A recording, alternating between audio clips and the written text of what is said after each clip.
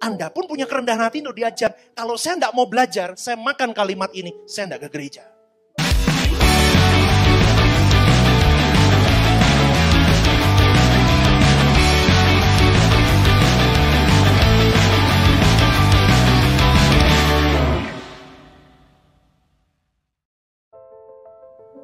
Satu Yohanes 2:27 berkata begini, sebab di dalam diri kamu tetap ada pengurapan yang telah kamu terima daripadanya. Karena itu tidak perlu kamu diajar oleh orang lain. Tetapi sebagaimana pengurapannya mengajar kamu tentang segala sesuatu dan pengajarannya itu benar.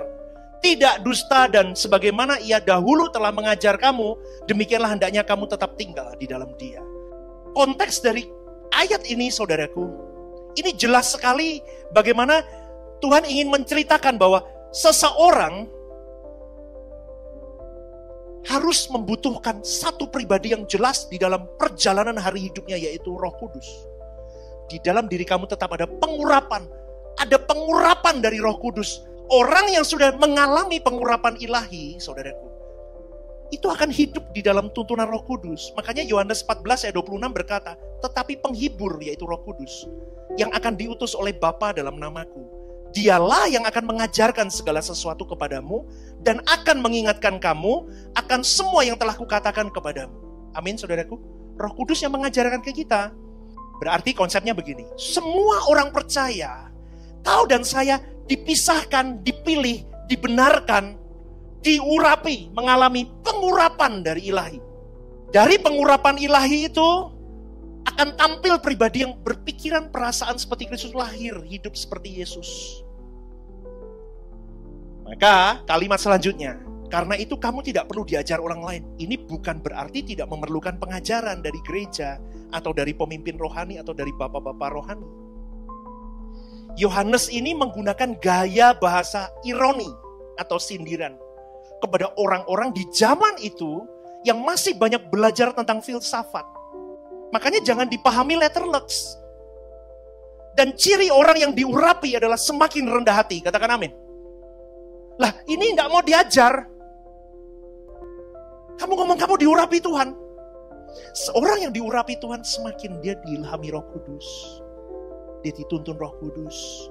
Dia bertemu dengan banyak hal. Dia semakin rendah hati, semakin mau diajar. Belajar dari orang lain, mau dididik.